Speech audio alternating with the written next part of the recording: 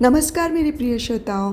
तो आज मैं आपको श्यामल काया गोरी छाया संघर्ष काल 1 का भाग 9 ब्रह्मचर्य सुनाने जा रही हूँ। दोस्तों, मैं ये भाग प्रारंभ करूँ उससे पहले आप सबसे निवेदन है कि यदि आपको मेरा वाचन पसंद आता है तो मेरे इस चैनल आइए सुने कहानी को सब्सक्राइब कर लीजिए और मेरी कहानियों को लाइक और शेयर भी।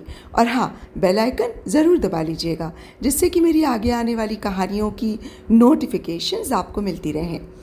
तो दोस्तों, भाग 9 प्रारंभ करूं उससे पहले मैं आपको भाग 8 में क्या हुआ था संक्षेप में बता दूं। भाग 8 में आपने सुना कि जब लक्ष्मण ने एक विशाल दल को सेना सहित कामादगिरी पर्वत की ओर आते देखा तो उन्हें लगा कि भरत अपनी सेना के साथ राम का वध करने आ रहे हैं। किंतु बाद में जब उन्होंने भरत को वल्कल वस्त्रों में देखा तब उन्हें आत्मग्लानि हुई और उन्हें पता चला कि भरत का उद्देश्य गलत नहीं है। सबसे मिलकर जब राम को अपने पिता दशरथ की मृत्यु का समाचार मिला तो वे दुख से अचेत से हो गए। कैकेयी का भरत और अन्य यात्रियों के साथ चित्रकूट आने का विशेष प्रयोजन था। राम और लक्ष्मण के स्थान पर भरत और शत्रुघ्न को वन भेजने का प्रस्ताव रखकर वो राम के मन में भरत के प्रति मालिन्य को धो देना चाहती थी। हालांकि वो निश्चिंत थी कि स्वाभिमानी राम उनका ये प्रस्ताव स्वीकार नहीं करेगा, और हुआ भी ऐसा ही। रात्रि में जब राम सदैव की भांति कैकेयी माँ को प्रणाम करने उनकी कुटिया में पहुंचे तो कैकेयी ने राम से उनके निर्णय के बारे में एक बार पुनः विचार करने को कहा, किंतु राम ने अयोध्या वापस जाने से साफ इनकार कर दिया। तब कैकेयी ने प्रस्ताव रखा कि उस हालत में राम की सुरक्षा हेतु अयोध्या की सेना राम के पीछे रहेगी, किंतु राम ने उसके लिए भी उनको मना कर दिया। भरत के चित्रकूट आने के बाद लक्ष्मण भरत के प्रति कुछ आश्वस्त हुए। उधर भरत ने ये प्रस्ताव रखा कि अयोध्या के राज सिंहासन पर वे कदापि नहीं बैठेंगे। हाँ, वे राम की चरण पादुकाओं को सिंहासन पर रखकर जन कल्याण के दायित्व का निर्वहन करेंगे। अब आगे भाग 9 ब्रह्मचर्य। अयोध्यावासी राम की आज्ञा से वापस लौटने की व्यवस्था में जुट गए। सीता के पास अपनी सासुओं और देवरानियों को भेंट देने के लिए वन संपदा के अलावा और कुछ नहीं था। भेंट हेतु कंद मूल, कस्तूरी और सुगंधित चंदन की अलग अलग पोटलियां बनाने का भार सीता ने उर्मिला को सौंपा। कुटिया में रखी इन सामग्रियों को उर्मिला व्यवस्थित कर रही थीं।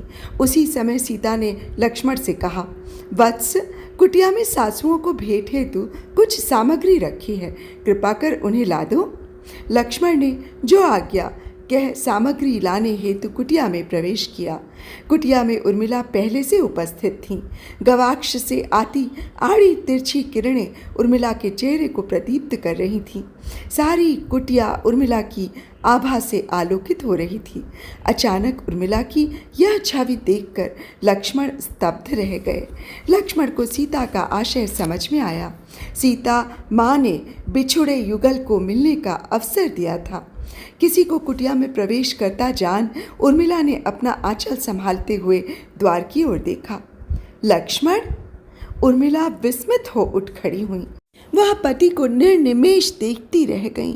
उर्मिला एक ही दृष्टि में पति को जितना देख सकी उतना ही उन्हें दिखाई दिया।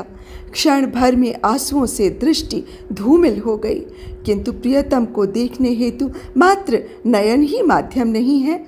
उर्मिला उस झलक को अपने अंतर्मन में स्थिर कर देखती रहीं। कुछ ही महीनों में लक्ष्मण कितने बदल गए। निरंतर वन प्रवास और धूप से उनके गौर वर्ण में तांबे की लालिमा का भास होने लगा था। आंखों में सदैव रहने वाली चपलता के स्थान पर गंभीर गहराई थी। मांसपेशियां सुदृढ़ होकर उभर आई थीं। उर्मिला ने सोचा कि व्यर्थ ही लक्ष्मण को शेषावतार कहा जाता है।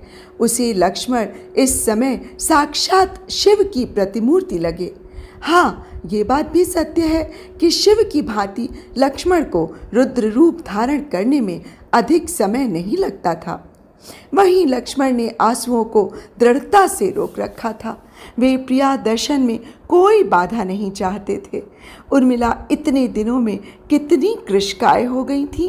कोई आभूषण नहीं, कोई श्रृंगार नहीं, फिर भी सूर्य की किरणों से आलोकित उर्मिला की सुंदरता में कहीं कोई न्यूनता नहीं थी। आंखों में आंसू लिए उर्मिला लक्ष्मण की ओर बढ़ी। एक पग बढ़ाया, किंतु वो सामने रखी पोटली से टकराकर लड़खड़ा गई। लक्ष्मण ने तत्परता से उन्हें बाहों में लेकर गिरने से बचाया। उर्मिला आधारहीन लता की भांति लक्ष्मण से लिपट गई। विवाह के बाद दोनों का ये प्रथम वयस्क आलिंगन था। उर्मिला के मुख पर श्रृंगार की लालिमा छाने लगी, किंतु लक्ष्मण में कोई समरूप प्रतिक्रिया न पाकर उर्मिला ने पति की ओर निहारा। लक्ष्मण के मुख पर अवसाद के चिन्ह पाकर उर्मिला का बंधन थोड़ा शिथिल हुआ। तभी लक्ष्मण के कंधों के ऊपर से उर्मिला की दृष्टि राम और सीता की शैया पर पड़ी।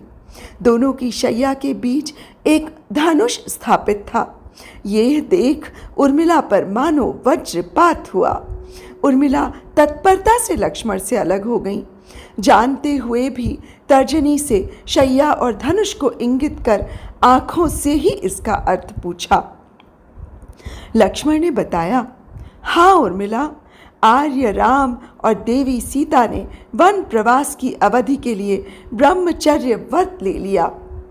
ऐसा क्यों? उर्मिला ने जिज्ञासा की। देवी सीता का कथन है कि मैं राम के अनुगमन हेतु अपनी सद्य विवाहिता पत्नी को छोड़ आया हूँ। ऐसी स्थिति में राम और सीता को भी गृहस्थ जीवन व्यतीत करने का अधिकार नहीं है। कहकर लक्ष्मण का कंठ अवरुद्ध हो उठा। वो इसके आगे कुछ और बोल ही नहीं पाए। उर्मिला की आंखों में एक बार फिर से आंसुओं का ज्वार आया। आंसुओं को पोंछते हुए उर्मिला ने कुटिया के द्वार पर जाकर भरत और मांडवी की ओर देखा। भरत और मांडवी का मुख कुटिया की ओर ही था। उर्मिला ने हाथ के संकेत से भरत और मांडवी को कुटिया में आने का अनुरोध किया। भरत मांडवी के साथ शत्रुघ्न और श्रुतकीर्ति ने भी कुटिया में प्रवेश किया। कुटिया के अंधियारे में आंखों के अभ्यस्त होने के बाद सबकी दृष्टि धनुष द्वारा विलग शैयाओं पर पड़ी। सबने प्रश्नवाचक दृष्टि से लक्ष्मण को देखा। लक्ष्मण तब तक प्रकृतिस्थ हो चुके थे। वे बोले, मेरे ब्रह्मचर्य व्रत के कारण राम और सीता ने भी ब्रह्मचर्य व्रत धारण कर लिया है। उनका विचार है कि 14 वर्ष के इस ब्रह्मचर्य के फलस्वरूप अगली पीढ़ी में आर्य भरत का पुत्र ही ज्येष्ठतम रघुवंशी होगा। ज्येष्ठतम रघुवंशी होने से भरतपुत्र स्वतः अयोध्या राज्य का उत्तराधिकारी हो जाएगा। इस प्रकार माता कैकेयी की इच्छा कम से कम अगली पीढ़ी में अवश्य फलित हो सकेगी। इस प्रकार इस पीढ़ी में न सही, कम से कम अगली पीढ़ी में माता की इच्छा पूरी हो जाएगी। सुनकर पहले से दुखी भरत क्षण भर के लिए चेतना शून्य हो गए। पीछे खड़े शत्रुघ्न ने उन्हें सहारा दिया। मांडवी अपने आंचल से हवा करने लगी। कुछ देर बाद भरत चेतन हुए तो उनके मुख से भर्राए स्वर में निकला, ये निर्णय तो वनवास से भी भीषण है। मैं अपनी जननी के फैलाए पंख जाल से कब मुक्त होऊंगा, वो दैव ही जानता होगा। भरत के स्वर में विषाद के साथ हताशा और आक्रोश था। त्याग की प्रतिमूर्ति महात्मा भरत राम की पादुकाओं के साथ अयोध्या के लिए विदा हो चुके थे, किंतु भरत की प्रीति, स्नेह और संस्कार की सुरभि से चित्रकूट अब भी महक रहा था। राम और सीता जहाँ भरत के व्यवहार से अभिभूत थे, वहीं लक्ष्मण का मन वनवास के बाद पहली बार आश्वस्त हुआ। चतुरंगिणी सेना के साथ अयोध्यावासियों और वशिष्ठ, विश्वामित्र आदि ऋषियों के आगमन से वन प्रदेश महिमा मंडित हो गया। अब राम साधारण वनवासी से अति विशिष्ट व्यक्ति बन चुके थे। इस कारण उनसे मिलने के लिए लोगों का तांता लगने लगा। बिना कहे राम ने अनुभव किया कि उनकी इस क्षेत्र में उपस्थिति ऋषियों की दिनचर्या में व्यवधान कारक हो रही थी। अतः पूर्व निर्धारित समय से पहले ही रघुवंशियों ने चित्रकूट छोड़कर सघन दंडकारण्य में प्रवेश करने का निर्णय लिया। चित्रकूट से प्रस्थान और लोलुप जयंत। चित्रकूट के बाद अपने अगले पड़ाव में लक्ष्मण ने राम सीता के आवास के लिए वनवासियों की सहायता से पर्णकुटी का निर्माण किया। प्रातः पौ फटते ही सूरज की पहली किरण पूर्वाभिमुख पर्णकुटी पर पड़ती थी। वसंत ऋतु की मत भरी सुगंधित वायु आह्लाद भरी थी। पक्षी चहचहाकर भुवन भास्कर का स्तवन करने लगते। पर्णकुटी के सामने चिकनी मिट्टी से बने गोबर से लिपे सहन के चारों ओर क्यारियों में फूलों के छोटे छोटे पौधे बड़ी सुरुचि से सीता ने लगाए थे। छोटे पौधों से थोड़ी दूर तक लिपे पुते गलियारे के बाद झाड़ीदार फूलों की पंक्ति थी। उससे कुछ दूर बाद वन के विशाल वृक्ष ही वृक्ष दिखाई देते थे। ऊंचे वृक्षों में बेल सुपारी के अलावा पलाश भी था। वसंत में पलाश के सारे पत्ते झड़ जाने से वृक्ष में केवल फूल ही फूल दिखाई देते थे। हरे हरे वृक्षों के बीच गुच्छों में लगे लाल पलाश के फूलों को देखकर लगता था जैसे सारे जंगल में जगह जगह आग लगी हुई है। फूलों पर मडराते भंवरों के संगीत के बीच पर्णकुटी का द्वार खुलता है। सद्य स्नाता जनक नंदिनी पूजा के लिए फूल चुनने निकली। द्वार खोलते ही सूर्य रश्मि ने सीता का स्वागत किया। सूर्य किरण से सीता आलोकित हुई अथवा सीता को छूकर स्वयं सूर्य किरण द्युतिमान हो उठी, कहना कठिन था। छोटे पौधों की कतार को छोड़ सीता फूलों की झाड़ियों की ओर गईं। पवन के झोंकों से उनके बाल और वस्त्र इधर उधर होने लगे।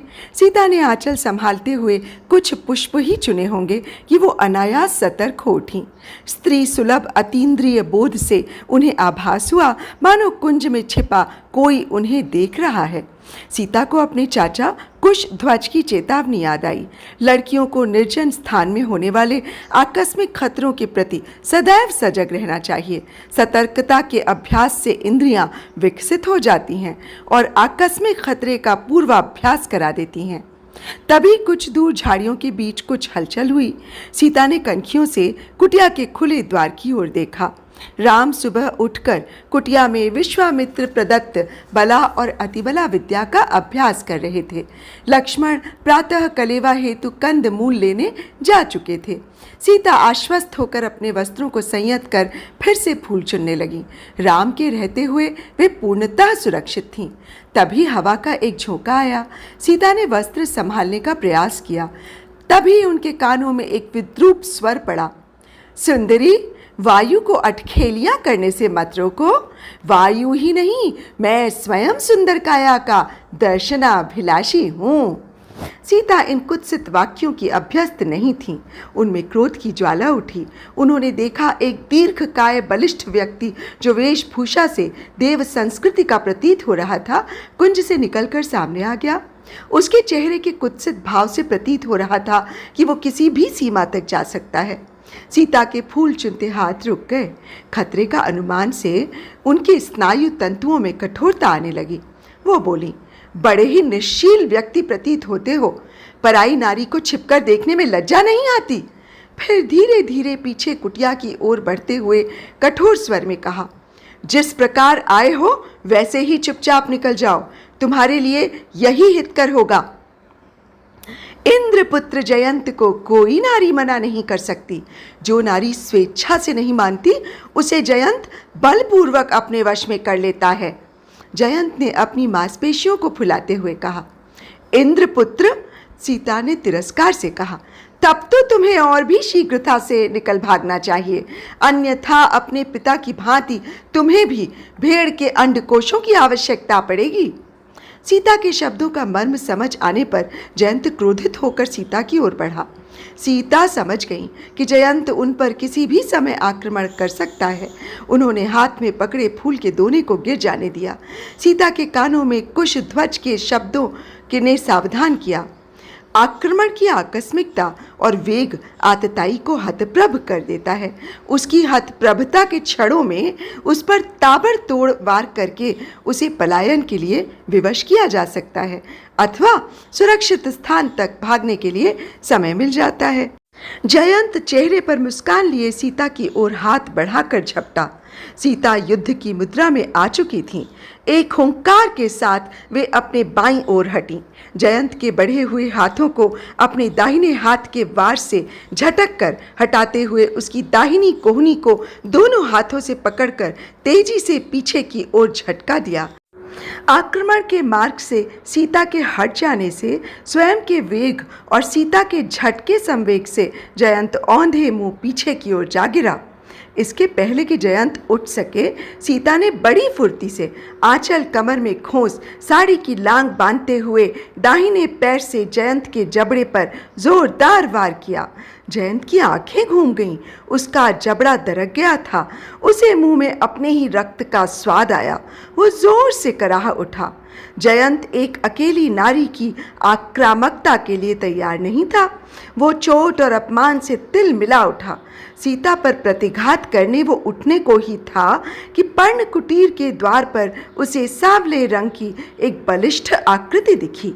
जयंत राम की विशाल काया से भयभीत हो उठा। कायर जयंत अकेली अबलाओं पर बल प्रयोग करने का आदी था, किंतु वो प्रबल सबला नारी और उसका इतना बलवान रक्षक। जयंत फुर्ती से उठकर भागा। भय में उसे भागने की दिशा का भी भान नहीं रहा। वो तेजी से भागकर अपने प्राण बचाना चाहता था कि तभी मानो वह एक चट्टान से टकराकर गिर पड़ा। वीर वर लक्ष्मण उसके सामने अडिग खड़े थे। उनकी आंखों में क्रोध की ज्वाला धधक रही थी। जयंत उठकर तेजी से बाईं ओर भागा। वो दो पेड़ों के बीच से निकलना चाहता था, तभी एक सनसनाता हुआ तीर उसके चेहरे को छूता हुआ वृक्ष के तने में धंस गया। बाढ़ से बचकर वह पुनः बाईं ओर ही भागा, किंतु इस बार दो तीर उसके चेहरे को छू कर निकले। तीरों से बचने के लिए वो एक बार फिर से बाईं ओर मुड़ा। बाईं ओर मुड़ते ही वो स्तब्ध हो गया। सामने श्याम वर्णी राम धनुष बाण लिए खड़े थे। जयंत के पैर जड़ हो गए। अब वो भय से और अधिक नहीं भाग सकता था। गिड़गिड़ाकर वो राम के चरणों में गिरकर त्राहिमाम कहकर प्राणों की भीख मांगने लगा। तुम सीता के अपराधी हो, वे ही तुम्हें क्षमा कर सकती हैं, राम ने प्रत्यंचा से बाण उतारते हुए कहा। जयंत ने याचना भरी दृष्टि से सीता की ओर देखा। सीता की ओर देखते ही जयंत की दृष्टि पथरा गई। उसके नाखून से सीता का दाहिना कंधा लोहूलुहान हो गया था।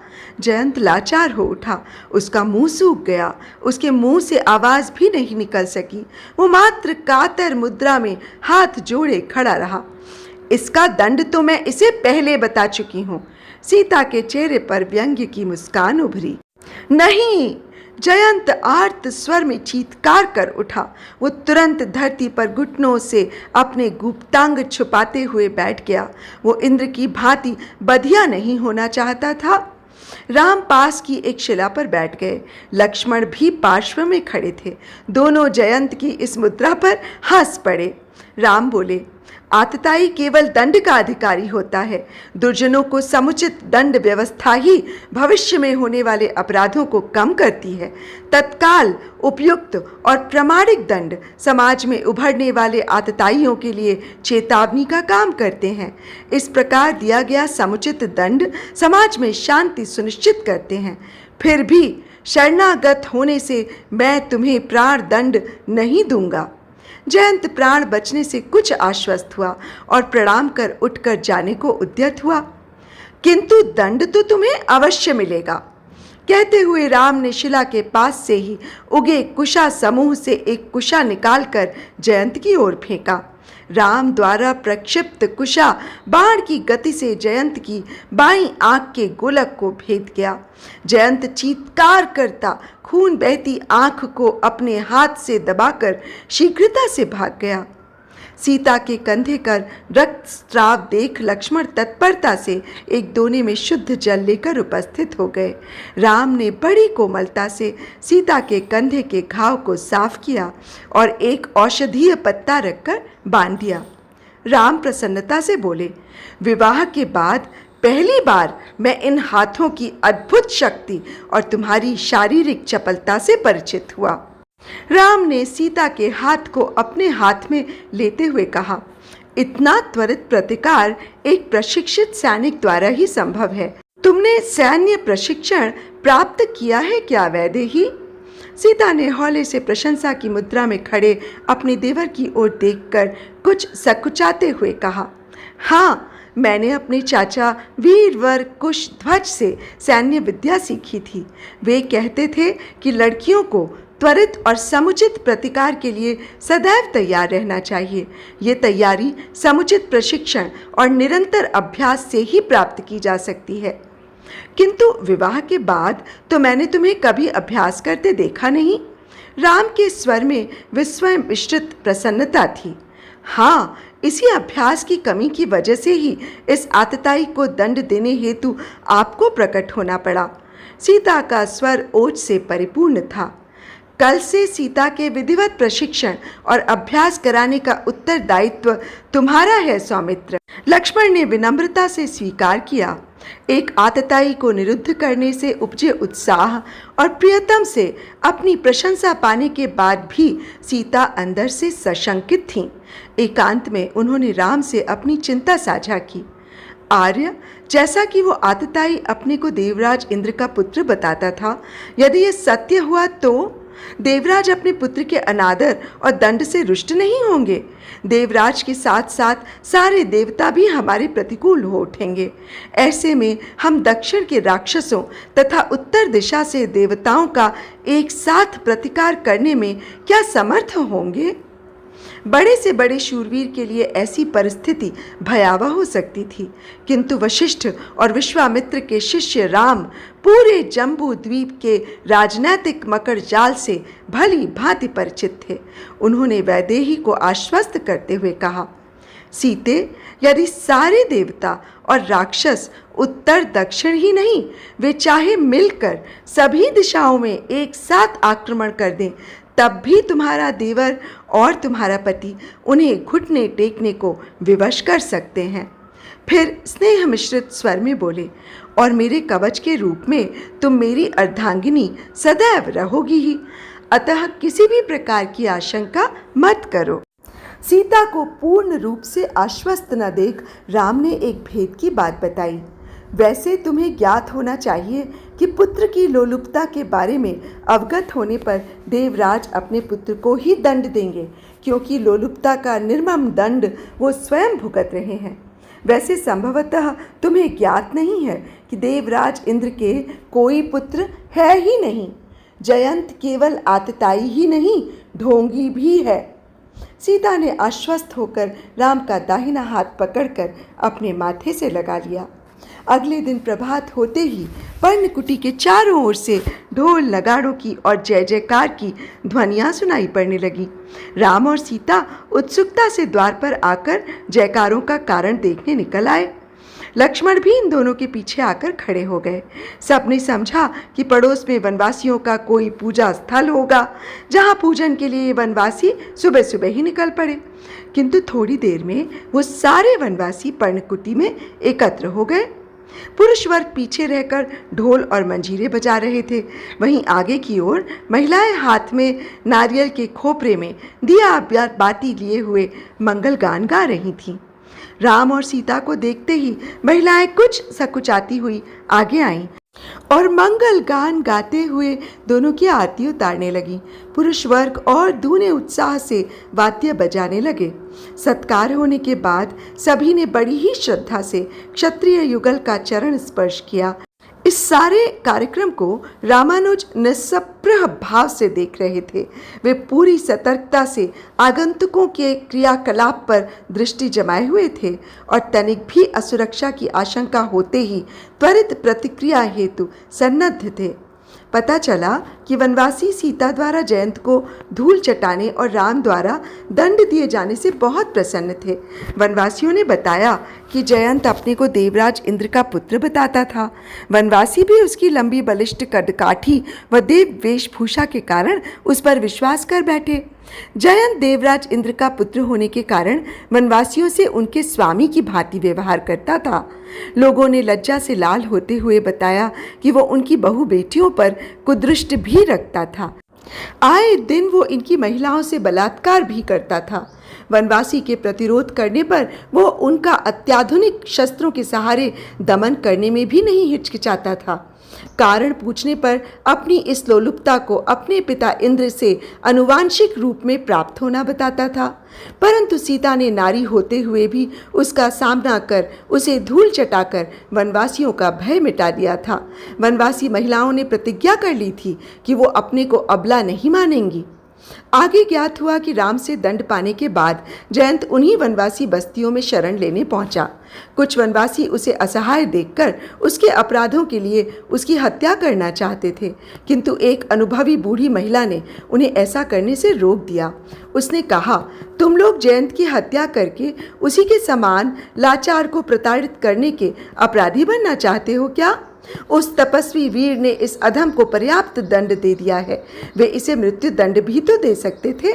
जयंत की मृत्यु के बाद उसके अत्याचारों की गाथा भी समाप्त हो जाती, परंतु अब जीवित एक आंख से विकलांग जयंत जहां भी जाएगा उसके साथ उसके कुकृत्यों और उसके दंड की कथा भी साथ जाएगी। अनुभवी वृद्धा की बात मानकर वनवासियों ने जयंत के समुचित उपचार के उपरांत बस्ती से जीवित जाने दिया। जयंत वहां से वनवासियों को भुलावे में डालने के लिए पहले उत्तर दिशा को गया, किंतु उनके दृष्टिपथ से ओझल होने के बाद वो मुड़कर दक्षिण की ओर चल दिया। दक्षिण दिशा में इस समय दंडकारण्य सभी आतताइयों का अभयारण्य था। वनवासियों से पूजित होने के बाद सीता के कंधे के घाव के ठीक होने तक तीनों उसी वन प्रांत में रुके। उसके बाद वे पुनः दक्षिण दिशा की ओर चलने को तत्पर हुए। जब राम के प्रस्थान की सूचना वनवासियों को प्राप्त हुई तो उनका मुखिया जुहार करता हुआ तीनों के सम्मुख उपस्थित होकर बोला, महाराज, आपके प्रवास से हम सबको बहुत शांति मिली।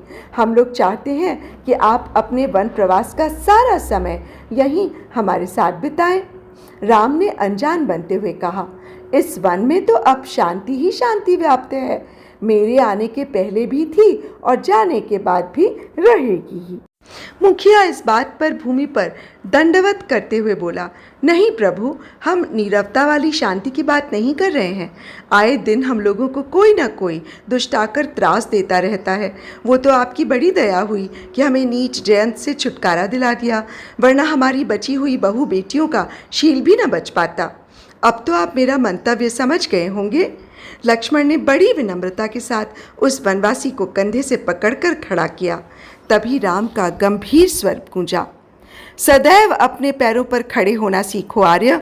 अपनी रक्षा के लिए स्वयं को सक्षम बनाना होता है। किसी अन्य के बल पर जन, धन और परिवार कभी सुरक्षित नहीं रह सकता।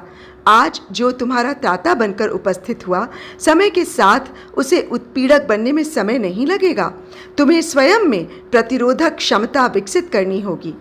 फिर कुछ रुककर बोले, यदि तुम लोगों ने स्वयं को शक्तिशाली बनाया होता तो तुम्हारी महिलाएं भी जयंत के कुकृत्यों को रोकने का साहस कर सकती थीं, किंतु जब पुरुष वर्ग ही अत्याचारी के समक्ष नतमस्तक हो गया, तब महिलाएं प्रतिकार करने का साहस कैसे करेंगी? ऐसी स्थिति में महिलाओं का प्रतिकार के बारे में सोचना भी संभव नहीं।